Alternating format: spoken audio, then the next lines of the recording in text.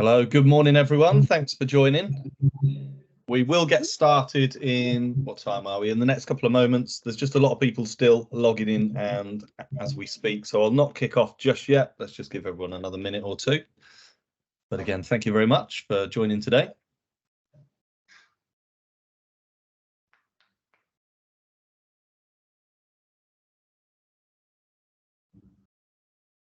Andrew, did you say this session was being recorded? Yes, so this session will be recorded. Obviously, there will be people who are unable to attend, so we can forward this on to the people who can't make it, and to anyone who does attend equally. If they enjoy it so much, they're more than welcome to watch on repeat. Okay, on great. catch up +1. Yeah. Okay, perfect. So I think we're still having people join.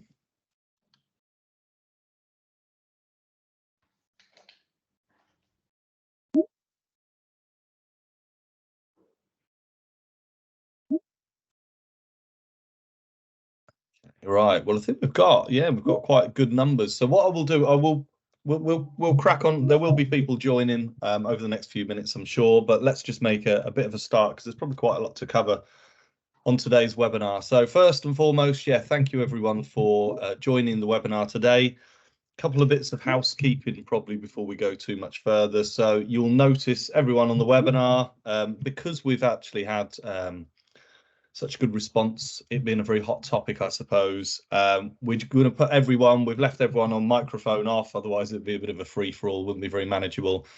And cameras are off as well. I know some people don't like to be on camera. So what we'll do is we do want to make this, we will have a sort of Q&A towards the end, and we do want this to be interactive. We do want to take your questions. So can I just ask that throughout the session today that you use the chat function if you do have any questions. Perhaps don't dive with them straight in from the off, because hopefully we'll cover your topics anyway as part of the discussion we've got lined up.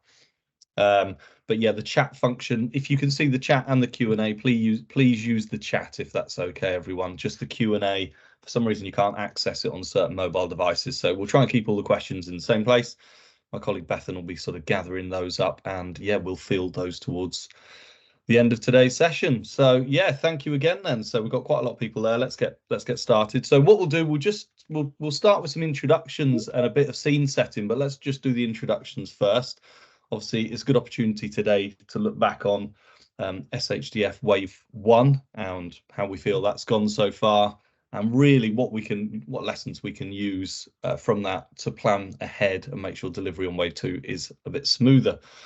So what we'll do, let's just do a bit of a round robin. I'll start with myself. So my name is Andrew Fluck, not to be confused with Andy Fluck, who will introduce himself in a moment, who a lot of you will already know, I'm sure.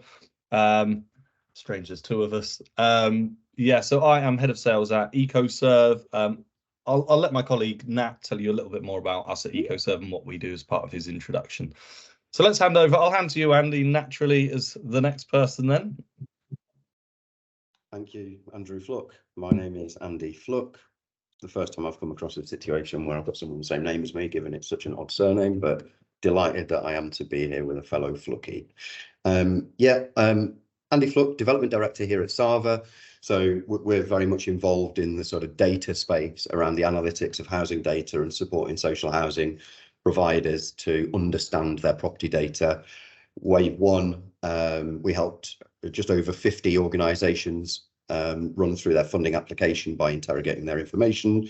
And obviously in relation to Wave 2, we helped secure around 400 million of the 780 million as part of the overall bid outcome from Wave 2, and delighted to be here and put any input I can in and around any of the findings that we've had from our experience in this space.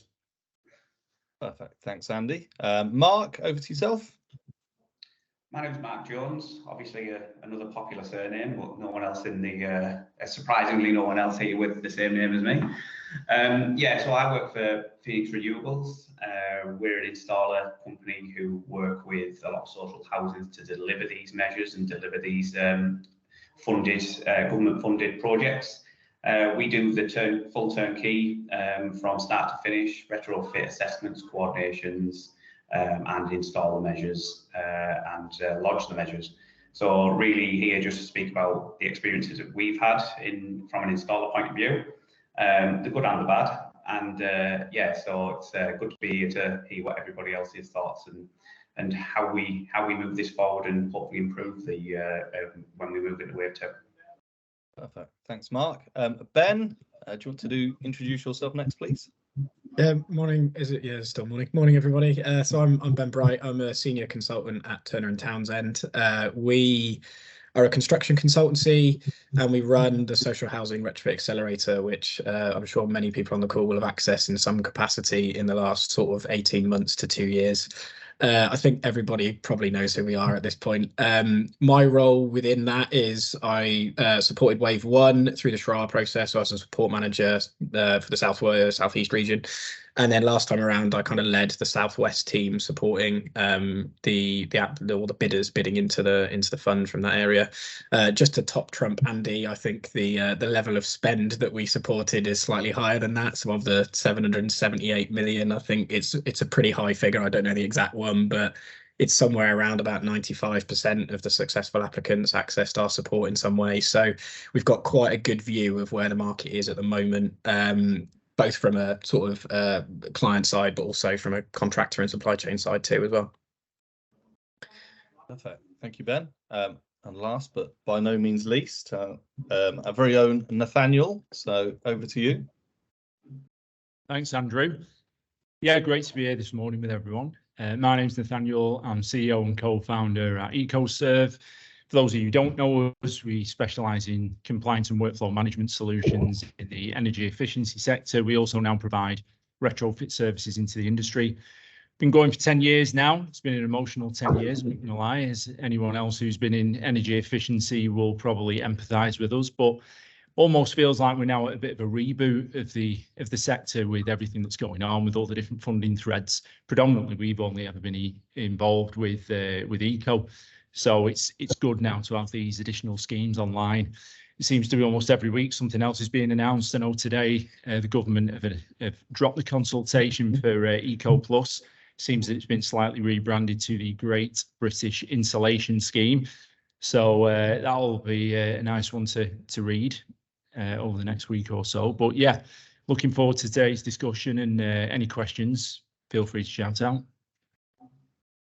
Great, thank you, everyone. So, yeah, I thought before we dive straight into the questions, it's just worth, some of you might be aware, and what I'll do is I'll get Bethan to post it in the chat, that we do get on SHDF Wave 1, the government do publish a monthly update in terms of where delivery's at. So there is a link to that. It's sort of hidden away on the government website.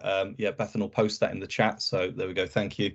In case anyone's interested in having read through that. But I think it's fair to say that in terms of projects completed and jobs lodged, delivery has been far below where anyone would have hoped, anyone across the industry. And again, if we're thinking about ultimately, the people we're trying to help in social housing, some of the more vulnerable members of society, the delivery has been poor. There's not enough homes that have been retrofitted, full stop. So I think we're currently so I'm looking at my other screen here. I've got these figures open. As I say, you can have a look at these yourself. There's been in total 2,753 measures installed. That's what's been lodged. Obviously, there are projects in flight, so don't take that as sort of gospel. And that is only up to the end of January because the government figures do lag 2 months behind. But that is a tiny percentage in terms of overall spend. Bearing in mind there was £187 million pot. It's about £10 million of work has actually been lodged. That's again, it's an approximation because they base it on average cost of measure installs. So all that data is at that link if you want to have a look at it. But I think it's fair to say delivery has been slow. There has been, of course, the government has extended how long the delivery on SHDF Wave 1 is. But I suppose the point of today, really, as part of the discussion, is we don't want to be in this position in 2 years' time with Wave 2, where we're saying of this fantastic nearly £800 million pot, 30 million's been delivered. Because again, that's not helping anyone. We need to get these schemes delivered, and there are obviously a myriad of reasons which we want to go in today as to why that hasn't been the case. So, I mean, let's dive in. So I think let's start, I guess, quite generally, and perhaps just do a bit of a round robin across the panel of So I guess the primary reason in their mind that we think Wave 1 has been difficult to deliver. So perhaps Andy, if you want to sort of start from your perspective on, if you could pick sort of just one thing that you think, if that had gone more smoothly, we'd be a bit further with this.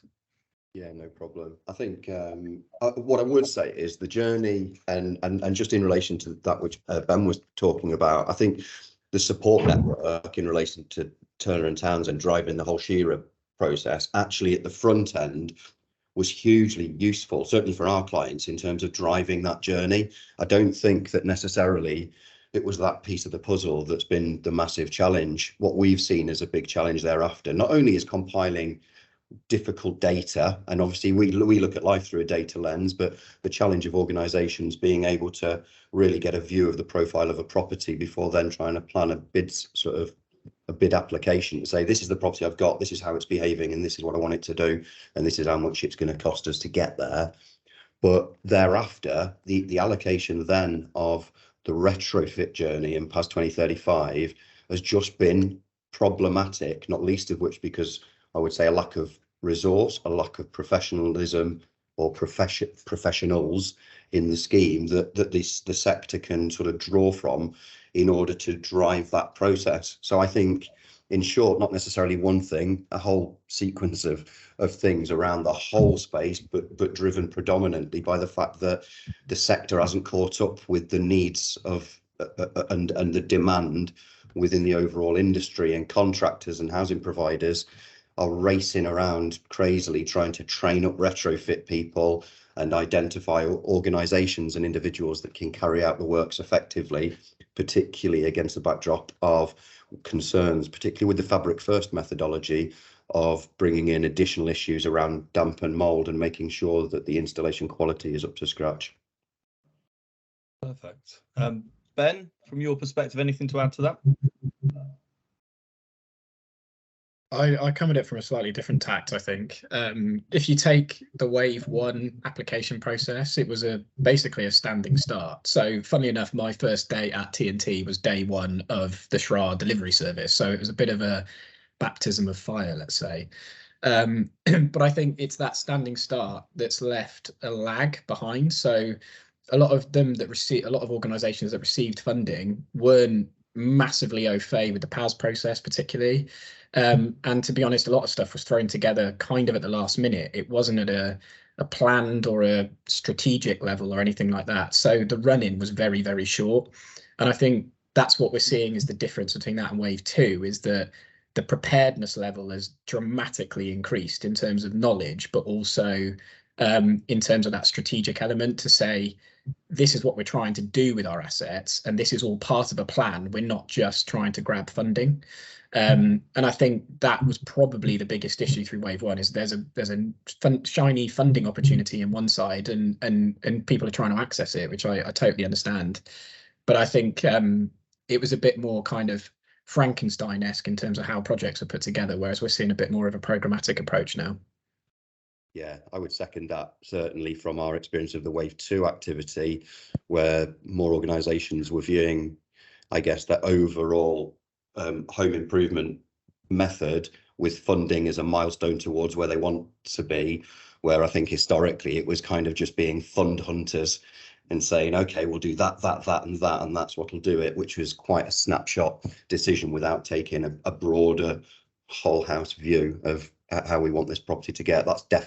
We've definitely seen improvement in that space, because I would say with Wave 2, most of the organisations we've dealt with have also got a retrofit vision for that property where they'd like it to be long term, with the funding allocation just being a milestone towards that overall journey. And just to add onto that as well, through Wave 1, there were very few organisations that had anything beyond EPC data. Through Wave 2, retrofit assessments started to become a bit more the norm. So there's more site data, more asset data, which allows you to make better decisions. So Wave 1 was very much reliant on an EPC structure that is not necessarily fit for purpose at the moment. So I think that fed into it as well. Perfect. I'm glad you picked up on that, Ben, because I want to cover that in a bit more detail actually in a little while. I guess, Mark, from your perspective, from the sort of installation angle, again, what are your thoughts? Where could things have been a bit better for you? So I think totally agree with what both the guys have said so far. it smacks to me as we've all run before we can walk. Everybody's gone in there and they've tried to go, oh, look, we've got loads of funding, we can access all this funding. Let's go and get, we will easily find 55 properties to go and do multiple measures on and get them to a band C. This would be great. Okay, then that's great. So is your EPC data relevant? Is it up to date? No, it's not. So it's okay. We've got a bunch of properties here that we think we can get up to a band C. Well, actually, we can't. So then that causes the point of how many dropouts do we get at retrofit assessment stage? Not that many. So for me, it's that thing of it's a massive gap in skill set that we've really missed out on. People haven't understood the PAS 35 process. People have skimmed over it and thought they have, but they haven't. Have the retrofit assessors really got the knowledge and the experience that we needed? Probably not. Are the retrofit coordinators really doing the job as they should be? Probably not. I'd like to see the percentage of retrofit coordinators have actually been out to site and actually assessed a property, because I think that'd be very low. The coordination process shouldn't be a desktop process. We should be going out and actually having a look at what we actually do. So then when we get to actually trying to deliver these things, the numbers that you put up, Andy, do not surprise me one little bit, because all of these blocks that we've had in the past, it all just relate to them numbers. But I also think, like you say, the social housings need that little bit more of a skill set as well, because they need to be able to identify the properties. They need to be able to identify measures that they actually will improve these things, not just go in there and say, yeah, we'll put whatever on whatever. I think it's a massive thing that both us as installers and the social housings that are looking after this funding really need to get together and work together a lot more closely and say, right, how do we do this? How do we deliver this in it's kind of like looking at something in a common sense way more than anything. And that's what we don't do, because again, it's the people that don't have the skill set and we don't have the knowledge. I agree, everybody's learning, and that hopefully will come in wave 2. But at the moment, for us as installers, and I'm not saying we're perfect by any imagine, because we're in the same thing, trying to get installers to follow these guidelines. I also think that the PAS 2035 process has got to be a massive player in how hard this and difficult this has been. To get a job lodged, you're talking how many, 55, 60 documents to go through. It's a really difficult process to get right, and I think that's just a small percentage, I suppose, of some of the things that have really made this difficult to deliver. Well, just picking up, I suppose, on that, Mark, maybe over to Nat then from the compliance angle, because that's obviously very much sort of your bag, really. Yeah, where do you think sort of PAS sort of comes into all of this, and how much more difficult has that made the process? I think we saw how difficult the updated version of PAS was going to be when we made that change in ECO. So moving from the 2017 standard to the 2019 standard, you can see the impact that had there. We were installing, as in the industry were installing anywhere between sort of 45 and 55,000 measures up until June 21. When that PAS changeover happened, those measure numbers dropped off drastically. So like a fraction, we were only doing then 25% of the measures. So you can see that the complexity of layering that retrofit journey into PAS made an impact there within ECO straight away. And we understand that we're all trying to drive the standards, but yeah, it did feel like square peg round hole, but we kind of got used to that, and we got used to delivering it at velocity. Then when you take that model into the social housing arena, it's completely different, because we're looking at data, we're looking at optioneering, we're looking at properties, we're looking at bespoke packages of work. ECO is a little bit more, property by property basis. It's a little bit more, I don't want to say cookie cutter in the approach, but it feels like it can be systemized a little bit easier. Whereas with the social housing and where you're looking at chunks of properties or, particular projects, just a different ball game altogether.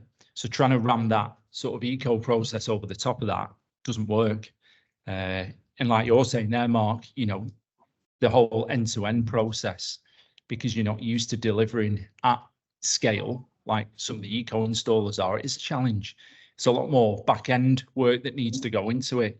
So really echoing what you guys have said, I think it's, and then you're also layering on top, of course, that you need to be achieving a band C. You need a fabric first approach, and you need to be hitting 90 kilowatt hours per square meter a year on the heat demand.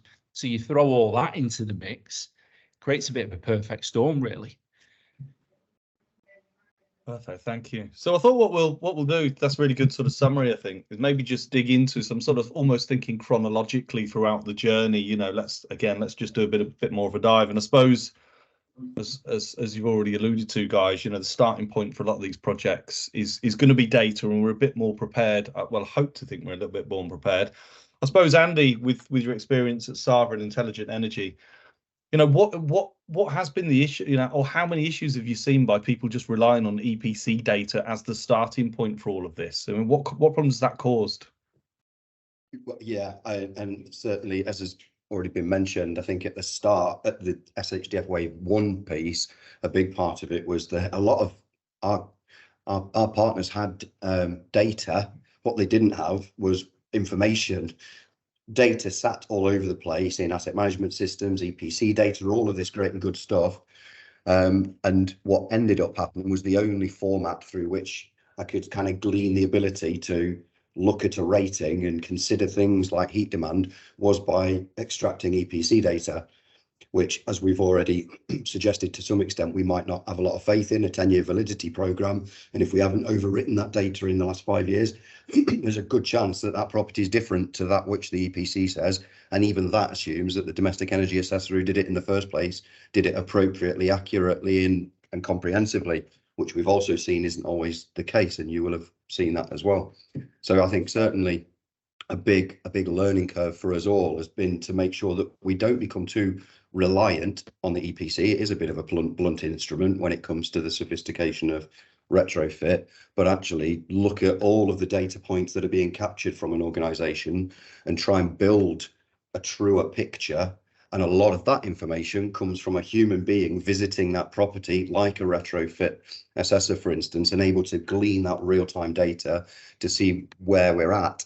And I think to some extent, maybe we've just got to accept that SHDF 1 was an early adopter way of smashing into this space and forcing us to do these things.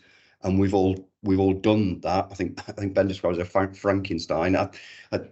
Yeah, maybe it was. And I think this time around, the important element is that organizations have spent the last 12 months working on the consolidation of data, building a better data hierarchy, and working towards getting a better format in terms of how to capture it, whilst also in parallel to that, working with organizations or internally bringing in retrofit skills to start to capture better data for properties that need to be improved moving forward.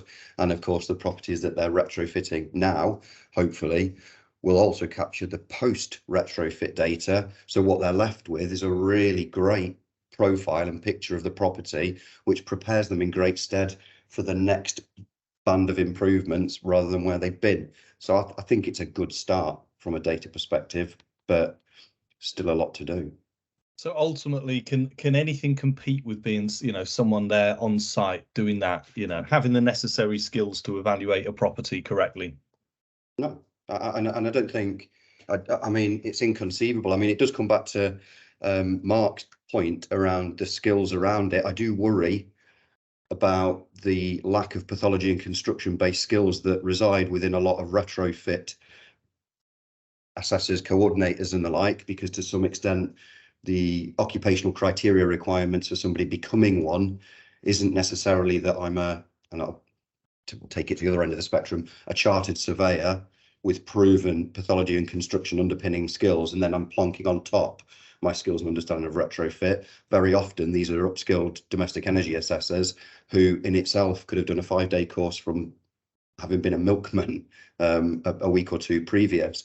So I think, you know, we do need to make sure that we build the skills. You know, in Mark's contracting space, there will be accreditations and regulatory frameworks to make sure that what's being carried out is being done appropriately, whether that's through GasSafe, through MCS, whatever it might be, that adopts that. And I think whilst there is a framework for retrofit, we do need to improve it. But at the end of the day, what's ever going to be better with it? You know, we build archetypes all over the place, which I get. But the reality is the variables are so great on property by property, even in social housing, you know, they're all the same. They're not all the same. There are different challenges just in terms of the position of a drain pipe, where the satellite dish is, where any of these things are that make it different. Only a human being can undertake that. Data supports the informing of the start of that process and informs our opinion at scale, because I've got 10,000 properties to consider. And that helps us to target the sort of properties where we want to then start that journey of retrofit assessment. That would be my view. Perfect. So I think so Nathaniel, I think picking up on that then from a retrofit services side, you know, again, what's your experience, I guess, with the quality of assessments and the quality? It's a good question. You know, it's varying in quality. Again, like you're saying there, Andy, depending on what route to market that assessor has gone through. If they've been a DEA and they've upskilled, you know, you sometimes do find that there is a bit of a lack in building pathology, which is critical, because they're the eyes and ears out on the ground on that initial stage of assessment. You know, as coordinators, we need to know what is the current condition of the property, so that we can suggest, one, if there are any remedials, we're looking at the ventilation, then we're looking at the measure mix, you know, and with it all being so fabric first approach under SHDF, well, and eco now, you know, you've got to be sure that what you're recommending is suitable to the property and any remedials are undertaken. So we've seen a wide range of assessments where some have been excellent and some we've had to get further information from out on site. So it is a difficult one. There's definitely a massive skills gap. You know, polar opposites, even though they've got the same qualification. Again, going back to what Andy said there, you know, a chartered surveyor's got a proven track record. Not saying that you need to be a chartered surveyor, but if you've got more solid background in building, maybe, you know, building pathology, a bit of building physics, I think that's something that does need to be addressed for sure. And on that note, this could be a good one, I think, for Ben. Do you feel like we've seen, again, you know, in the space we're in, we've seen over the last couple of years, obviously, lots of tenders going out, I suppose, for retrofit assessors, and in a lot of cases, a bit of a race to the bottom.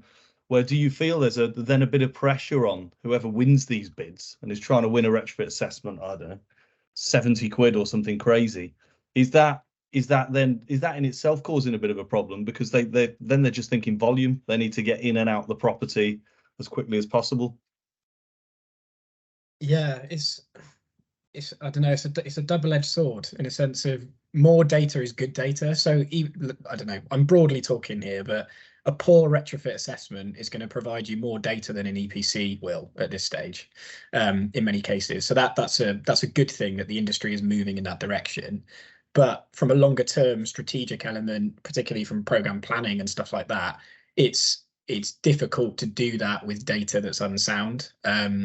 So yeah, it is a concern, I think. But as we move through the phases of PAS adoption and delivery, then we're going to see a stabilization in pricing within the market, as people understand what the risk is, particularly from a coordination perspective.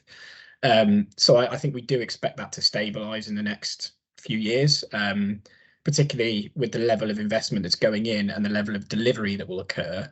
There will be people from the right skills and background seeing this as an opportunity, not only for their business, but also for them as individuals. It's a career for life, potentially.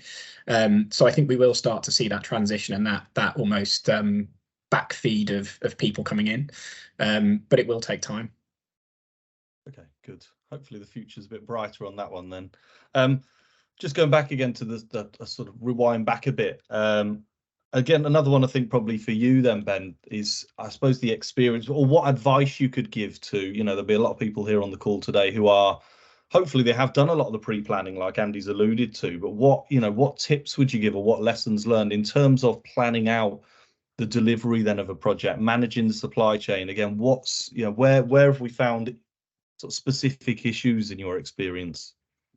So it's probably three key, I mean, program plans you could go on all day about, but I suppose there's three key things: is residents, compliance, and contingency. So I'll break each of those down. So from a resident perspective, we're talking about people doing retrofit assessments to support their bid. So they're almost 3-4 months ahead of when they're getting funding to doing those assessments. You need to be the same with residents. You need to think of it as a not only the property we're working on, but the general community around, and engaging with them almost 12 months ahead of when retrofit may or may not be happening in their area. So it's about getting out ahead of that, because the refusal rates on some projects are astronomical.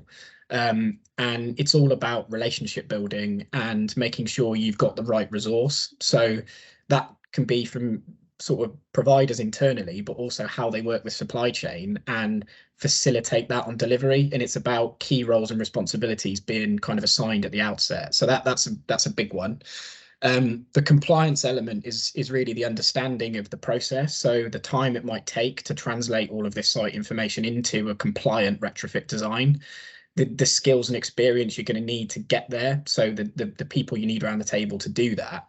But then it's actually enacting it. And obviously you've got material shortages, price rises and things like that at the moment. So it's about thinking about that from a holistic view that says, right, we've built in a lot of contingency into our program, not only for design delays or site delays or whatever it is, or if it's identifying the scheme, for example, all of that is built into the program, because every property is going to have something that comes up that you weren't expecting. And it's about being realistic with that plan. And particularly from an SHDF Wave 2 perspective, having a solid program plan is how that's assessed. So from a funding body organisation, they look at that plan to say, right, well, how close are we to it on delivery? So it's about being realistic with that and making sure that you've considered everything from all angles. But the residence is a massive one, and it's an issue we all talk about. But it's so difficult to crack. And to be perfectly honest, I don't think it's been done yet.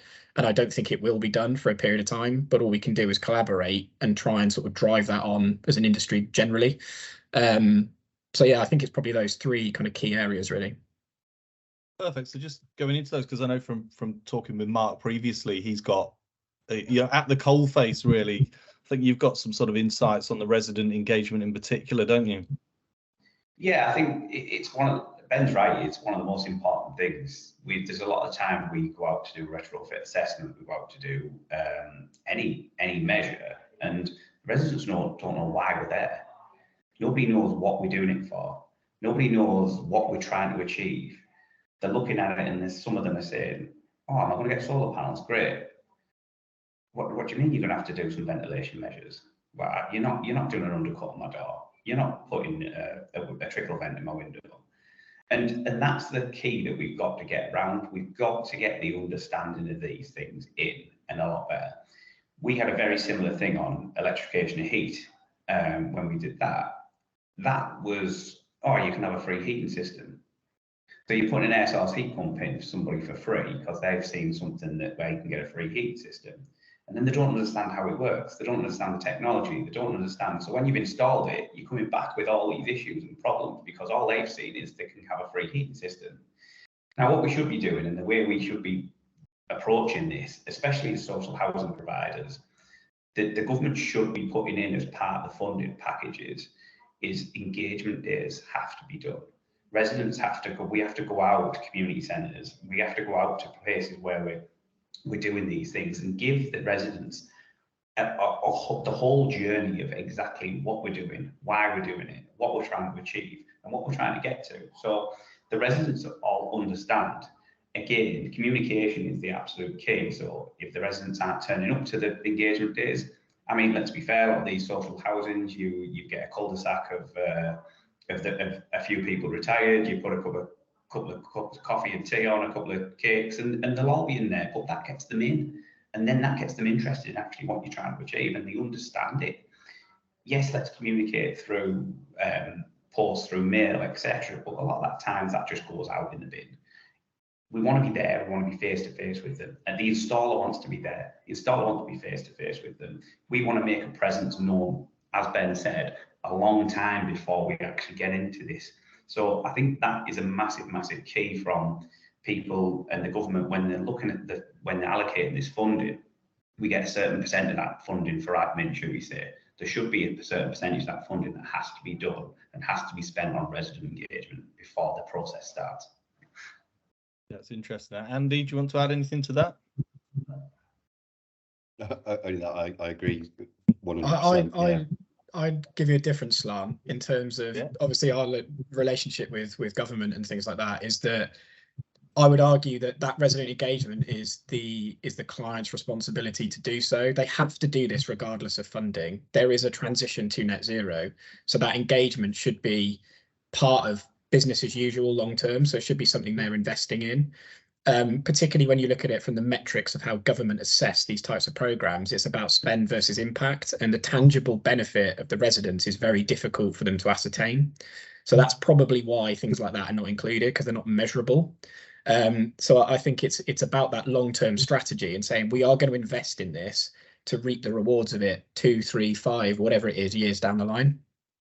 Yeah, I don't disagree with that. However, I think one of the challenges we've got in this space, particularly with Fabric First and particularly low carbon heating, is that from a cultural United Kingdom perspective, it's just not something that sits within the fabric of our being. And so, and to be honest, I don't much care who pays for it, but somebody has to put some level of investment into educating all of us. If I was to ask the 70 odd people in this space right now, how many of you individually have invested in low carbon heating technologies or Fabric First external wall insulation program, it would generally be 5 to 10% of you. By the same token, if I was to ask a question as to how many of you perhaps are driving an electric vehicle, that percentage difference will be significantly bigger, most likely, because there's been a cultural shift and a financial shift in trying to educate towards that space. So I do think there's a bigger part at play in terms of how we both educate ourselves and organisationally as well, culturally, housing providers. And I come from a gas engineering background, so I've been that we are driven over the last 30, 40 years fitting gas boilers and loft top up and hot radiators and sticking our tea towels on it and running all of that. And when with energy bills maybe not being more than my mortgage payment or rental agreement, those days have changed. And I think it's imperative that we provide that education so that we've got it. So I think a lot of it organisationally is how do we educate ourselves to make sure that we at least have those skills to engage with our residents appropriately. So because if we don't understand how that technology works and what it's doing, what chance have they got? Interesting. So the question then is who should lead that education piece? It is the sector. I mean, I do agree with Ben. Paying for it is a different thing, but the experts in this space that are front line in relation to residents in this case are the individuals that work for organisations that are seeing customers, whether it's through engagement and newsletters and all of these other mediums through which you might communicate with people, but also then at an installation level and surveyors, condition surveyors, domestic energy assessors, retrofit assessors. You know, it's not necessarily this just kind of silver bullet. It has to be every individual being responsible for telling the same story in relation to the narrative of what we're achieving in relation to not just, you know, do people really, at a point at which they're probably struggling to pay their energy bills right now, are they really going to be caring hugely about our beautiful path to net zero and that whole sustainability piece? They might be, and it might be important, but the fires in front of their feet right now are to make sure that they can pay things. And I think there's a narrative and an education that we can provide that actually will drive that engagement better than we're doing now, just by using different terminology. Yeah, I mean, in many ways, I guess the energy crisis, if you like, is probably a good opportunity for the sector, because you're right, people can be, it almost doesn't matter in some ways whether people are looking at it in a very altruistic angle and they're very green and they care about, you know, net zero as a concept. They definitely care about their energy bills, don't they? So again, I see what you mean. If we can intertwine the stories, it's an opportunity. It's a slightly different tack, this, but in the homeowner market, I had a meeting with Rightmove this morning. Over the last 12 months, a 76% increase in home buyers clicking on all of the energy efficiency and energy costings and billing improvements on all of their pre-house. Now, nobody used to care about EPC bandings. It didn't matter. It was the least used bit of tech ever. all of a sudden people are caring because they recognise that sometimes that house I'm going to be buying or living in or resident in, that the cost of running it might be more than the mortgage or the rent that I'm using to pay it. You know, it's important. I think one way you could look at it then really is you could make it as part of the bid when the people are bidding for these as an engagement strategy from the social clients or from the or social housings or the clients, is when you're putting your bid together, you have to put an engagement strategy in so you can prove of what you're going to try and do to engage with these residents to make this easier. Yeah, I mean, yeah, it kind of is by virtue of past 2035 kind of identifying the pre and post and a level of interaction. I think it comes back to having the skills and the people to do it, but I think certainly it ought to be front and centre. You know, Ben, we've all mentioned that the resident to some extent becomes a bottleneck to the journey, so it seems an obvious thing to do, to look at how we can do that better.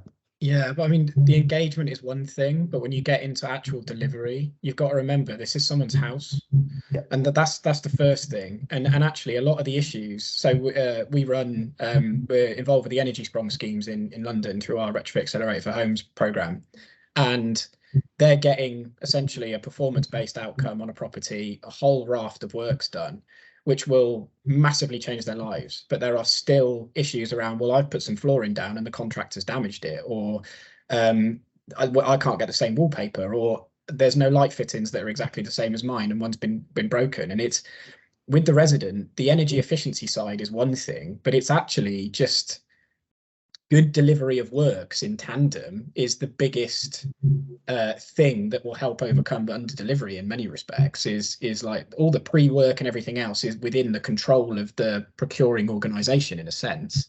Once you get out onto site, it's a much more difficult thing to navigate, and I think that's one of the things that gets forgotten sometimes, is the human element of all of this. And you talk about variation in structure and archetype, it's the same internally with fixtures and fittings, and they do cause problems. 100%.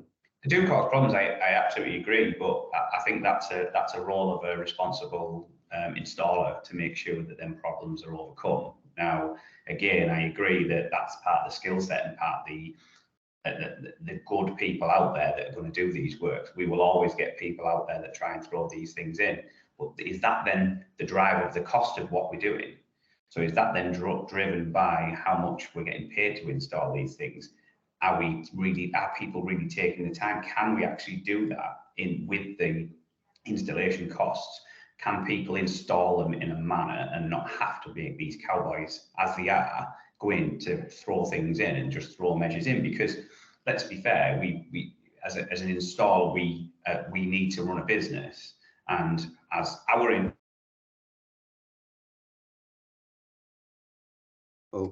lost Mark. But there will be people out there that do that.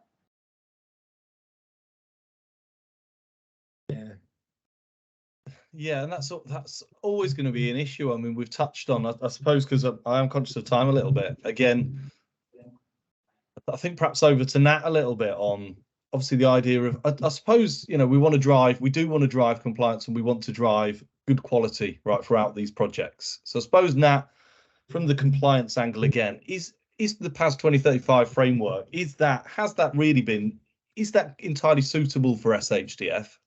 You know, there's obviously the consultation out from the BSI at the moment about proposed amendments and changes. Interestingly, Mark talking about things like making sure coordinators are out on site.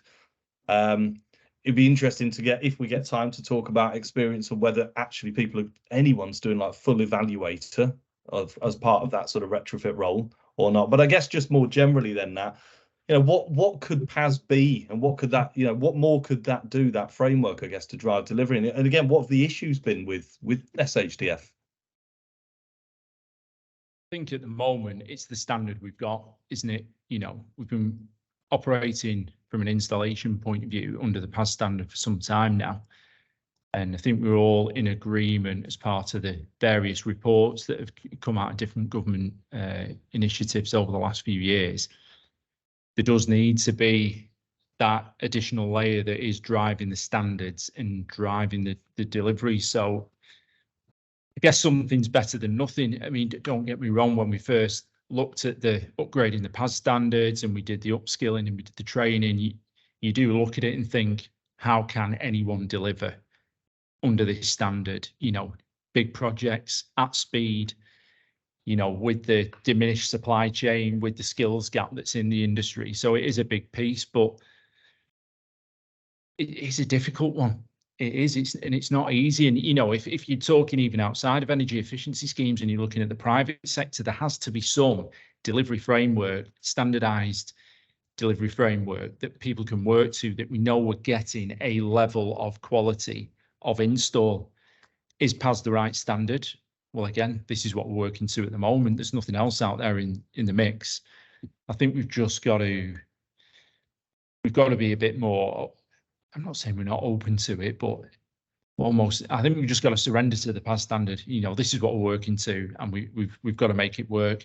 You know, under Eco, we've got delivery now under that standard for the last couple of years almost.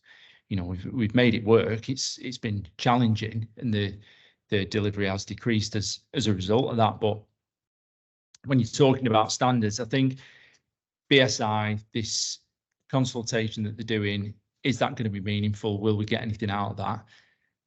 But we're still in the early days, aren't we? You know, and I think as long as we can continually deliver projects under the standard, it is going to have to evolve, because there's lessons learned at every different stage of the game at the minute.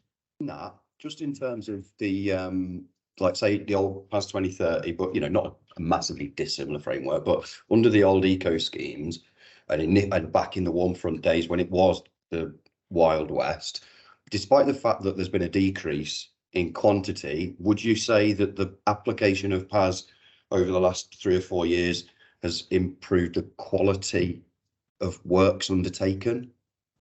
I probably would, to be honest. When we first started under Eco, when it changed from assessment cert to Eco, the standards were very, very lax, even though it moved across to a different delivery framework. You know, installers were coming in, they were going, it was boom and bust.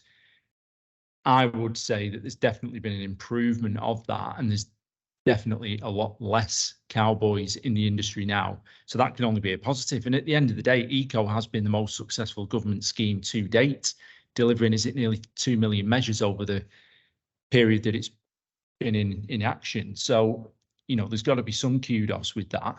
You know, I think we can all sort of moan about these different frameworks and different schemes, but at the end of the day, we've got 10 years nearly, well, it is 10 years now under the belt of delivering under Eco. PAS has been that framework, that consistent framework. Like you say, Andy, the actual change from the PAS 2030 version hasn't differed massively. It's the 2035 bit that came in on under 2019 that was the change, where you've got this whole retrofit journey and all the different roles and responsibilities within that. I don't know if that answers the question, Andrew, but I think that's useful. And I suppose where I was leading to that is, you know, kind of what I think PAS is providing, despite the fact that there's a complexity to the touch points of the overall journey, is I think if we can get to a point where we got to through the last scheme, even though this is a more challenging framework, it should give more surety and assurance to like housing providers, like on this panel, or homeowners that are looking to undertake work on their own homes, knowing that I can rely upon a competency framework, a quality management regime that gives me faith and understanding in what's being undertaken, where historically perhaps that hasn't been there. So I think it is like we can't have our cake and eat it here. It's a bit of it's a tough gig, but at least it gives some surety to the sector. We've seen that with some of the housing providers that we're working with. They're not delivering to a funding scheme, but they still want to use the PAS standard to deliver the works under. So even though it's not a requirement of maybe a pot of funding they've got, they see that as being a good framework, quality standard that they can work towards and get a certain level of delivery out of. And of course, the byproduct from this in the years to come is that all of those data points that are captured hopefully accurately and competently from individuals within that space mean that housing providers are going to be left with an almost BIM picture of properties, the ability to really get a feel for what this property is doing, how it's behaving, what we've done to it, and what more we need to do to improve it. So I think there is a byproduct benefit, providing this data is being captured effectively and consolidated. Yeah, and I think you're going back to the sort of, because I think what we'll do, there's a few sort of questions on this topic, and I'll come back to you all at the end sort of for a wrap up, but let's just sort of try and interweave a few of these that are quite relevant. I think what you talked about there, Andy, about trying to have your cake and eat it.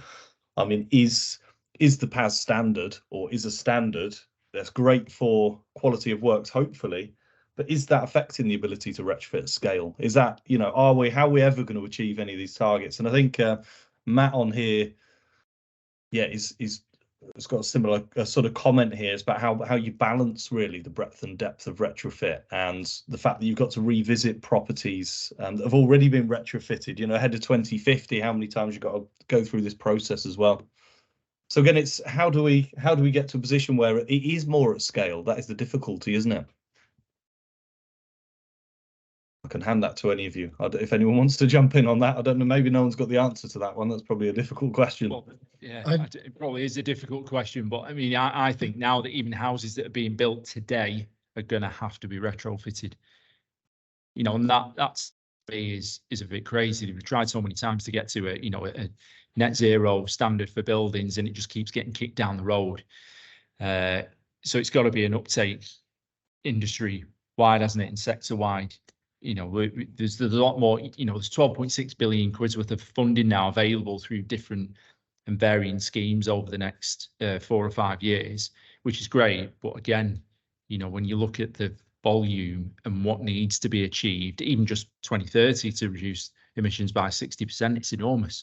It needs everyone coming together, private sector, government, you know, organisations, plug the skills gap.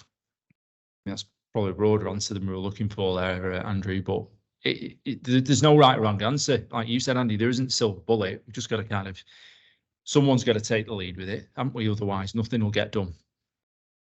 Yeah, I think responsibilities with the sector.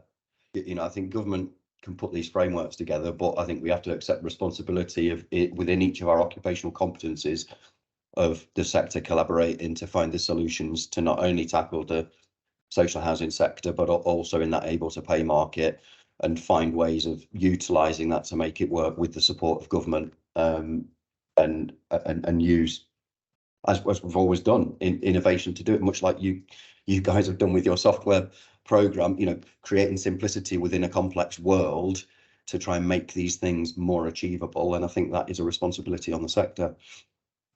But it's a methodical approach as well. So ticking it down, that then says we're going to do this, this, and this, and it becomes a planned element of it, which then, well, in my opinion, you need a performance-based outcome that drives green finance into the sector. Without that, it's very difficult for investment that's not government-led to move in. But I think it's about thinking it from a strategic element, that when will retrofit become business as usual for many of our clients, which it's not at the moment. And that's what it needs to become, and it's how you align all that with your asset-based strategies. And I think that is what really drives scale. And to be honest, PAS is the beginning of that, because it gives you a standardization across country. And I did have one provider say to me, they mergers and acquisitions and all those other stuff. They've got properties all over the place. And they said it's the first time that I can understand that delivery will be consistent wherever our housing stock is. And that's a massive shift for the industry. Massive. I think that's really interesting, Ben, there, what you say, because when we go out and visit a lot of these clients and a lot of these social housings, when you try and speak to them about retrofitting PAS, that again, it's that skill set that some social housing providers out there are still so in the dark ages when it comes to retrofit and what we're actually trying to do, because I think a lot of the people that work within these places have been there for so long, and they're just so used to just doing that norm, they don't want to change. They see that change as a challenge. So I think you're absolutely right. The whole market across the country needs to be set to a certain standard, and we need to force them standards. Perfect, thank you. I'll just pick up on a couple of the other questions then. We've got sort of 5 minutes left, and I want to go back to you all for a wrap up as well. There's been a couple of questions, or a couple of points which are really around sort of skills shortages in the industry. So there's probably a couple of things maybe we could ask on this. I suppose one, are are people entering the industry? Do they have the necessary skills? What more can be done to upskill them to make sure to mitigate some of the things we talked about earlier? But probably more importantly than that, how can we attract more people into the industry? How do we get more people interested in this? It is a, you know, it is a huge sector. There's a lot of money in the sector if you want to be quite sort of again, mercenary about it. So it shouldn't be that difficult to get people in my eyes. But what can be done? What do we need to do? I think from a point of view, Andrew, what I see is that we've got a lot of years to do this, and we are going to be working on these for a lot of years, and this isn't going to go away. So why aren't we bringing this into education? Why aren't we bringing certain apprenticeships into this sector that just solely rely and solely focus on retrofit, solely focus on past 2035? Get the young people, the people that are coming through, the younger generation, get them made aware. The more people you make aware about these energy efficiencies, the more people you make aware about these things in schools, in colleges and universities, that more people are going to have an understanding and become more interested in coming in, and then coming into the industry. Thank you, Mark. Nat, because I know you've got some sort of thoughts, I think, on this really, or, you know, where else we can look, I guess, sort of in the, maybe across sort of building and construction to get people in. You know, again, what more can we do to bring them in specifically into energy efficiency? Well, this is the challenge, isn't it? You know, it's not historically been the most sexy of industries, has it? You know, so how do you go about attracting new blood in there? And you're battling against Instagram influencers at the minute, aren't you, with the young kids? So, you know, getting on site and, you know, doing brickwork and joinery probably the most attractive things. But if you're going to track them through technology in the industry, you know, and it's a big job for us to do, engaging with the education system a bit better, and, you know, your local schools, local colleges. I mean, we have problems with software developers. You know, how can you attract people into your business? You know, and the recruitment market as a whole is difficult at the moment. So, yeah, it's not easy. It's like, you know, you, Andy, with surveyors, it's like dead men's shoes, isn't it? People just don't gravitate towards it. And what you've done with the Zava course there is you've put a different spin on it. You've given them a different route to market. Is there something like that we can do that opens it up? Completely. And I think there are two pieces in the whole skills shortage. First off, I think from a housing provider perspective, the first place to look is internally, because there will be within your organization lots of pathology and construction based skills, because professional organizations that are and have been, you know, retro fear need not be a thing in reality, because we are just making buildings better and we've got all of these skills and resources. So a good starting point is looking internally and seeing where we can find transferable skills that can be lifted up, that bring the retrofit space into a business as usual topic. And I think that's a responsibility as a sector we have, and as a housing provider organisation, where can we find these skills internally, not just outsourcing? And then I think at the youth level, you know, in September of next year, there'll be a couple of thousand young kids starting plumbing and heating courses on how to install gas boilers, and going through that journey, and not necessarily driven around renewable technologies, new emerging technologies, despite the fact that government want us to be fitting 600,000 heat pumps annually by 2028. The people that we started training today are not being geared up in that way. And there are 120,000 gas engineers out there that to some extent clearly have the transferable skills to be shifted into doing more heat pump technology. But right now we're still doing one heat pump install for about 40 to 50 gas boiler installs. So, you know, we need to transfer those skills. Absolutely. There's been some really good sort of comments and in the chat. Thank you, Giles, around there for posting around that initiative. I think that's really good. A few comments on a bit about pricing, sort of race to the bottom in certain services, which I think we'd sort of addressed a little bit earlier as well, which certainly isn't helping.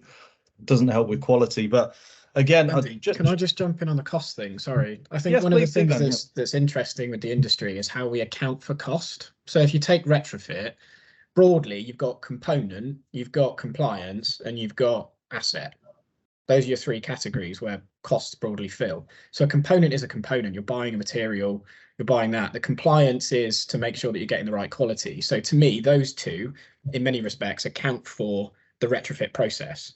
You've then got the asset element, which is what are you doing to that property to enable that to happen? And I think how we're seeing the cost of retrofit holistically as a whole is that those three elements are being combined, when the reality is the asset investment should in some way be removed from that process, because the real cost of retrofit is doing the doing, not facilitating that to happen.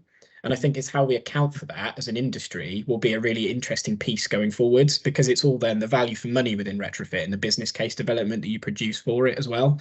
So at the moment we are in that race to the bottom, but I think if we alter how we account for cost, we can start to turn the tide on that, I think. Sorry, I just saw lots of stuff going on in there. Yeah, no, I think that's a really, really good point, actually, Ben. Definitely. Okay, so yeah, I'm conscious we're on the hour now. So what I'll do is probably just worth, and again, I think we've gone off a little bit there. I mean, all good points and all good questions, but I think we've also gone off a little bit away from where we are here and now today. We know that there's problems here that are much longer term that need to be solved, and we're not going to solve them today. So I guess again, back to the real world with a bump. And if I guess I'll just again quick round robin. I guess if you give one bit of advice to all the people here on the webinar today in terms of sort of one thing to be aware of when delivering these SHDF Wave 2 projects, sort of one bit of advice you could give that will help them with that, it would just be good to hear from you all. So maybe Mark, do you want to start? I think, and without a shadow of a doubt, it's communication, engagement to your residents, making sure that everybody's aware of what's going on and why we're doing it.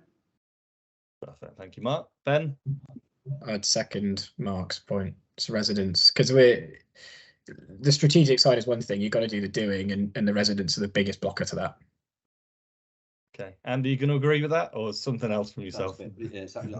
You can only agree with that. I think it's so important, and I think the bid application process to some extent kind of forgets the fact that there's a human being involved, but it is our responsibility. The only other thing I would add is that the sort of upstream of that process within the organisation, if we're undertaking this new path of retrofit activity, let's make sure we share our learnings and knowledge internally. Let's feed that information back into our own organisation, because that's what's going to equip us better for not only the next wave of funding, but just starting to bring retrofit in as a business as usual concept means that we've got an opportunity to use our learning from an actual real life project and feed that into our organisations. Thank you, Andy. And then Nat, over to you. Well, seeing as we've got engagement wrapped up there for us, I would say from experience with some of the projects that we've worked on is engaging with your retrofit professionals as early as possible. So whether that's your assessors, your coordinators, doing that analysis piece as early on as you can. Yes, there is the resident engagement piece, which is super important, but there's also making sure you're putting the right packages together, looking from a holistic approach. Again, Andy, with what you guys do at Sava Intelligent Energy, it's doing that stock analysis. The sooner you can engage with the retrofit professionals, the better, really.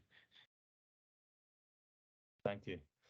Well, we'd love to. I'm sure we could stay on and talk for many more hours, but that's an hour of everyone's time. So thank you very much. Thank you everyone for the comments in the chat as well. We have got if there's any sort of specific questions, we can try and come back sort of separately outside of this. If there's, we'll have a look through afterwards, and we can always drop an email follow up over. Thanks for everyone on all our panel today. Much appreciated for your time as well. Hopefully people on the webinar have found some of this feedback useful. I think, yeah, there's been a lot of challenges, but equally there is definitely a bright future. And I think, like you said earlier, Andy, there's a lot of innovation. There's a lot of good stuff going on sort of within the energy efficiency market. So I think there's a real cause for optimism. Let's just hope we can get sort of SHDF Wave 2 delivered, a little bit more smoothly than Wave 1, which I think we will do. So yeah, thank you very much everyone for attending. We'll send over a copy of the webinar as well to everyone. We'll drop over an email follow up to everyone. Yeah, really appreciate everyone's time, and we'll leave it there for today. Thanks all. Cheers. Thanks everyone. Thanks everyone. Thank you.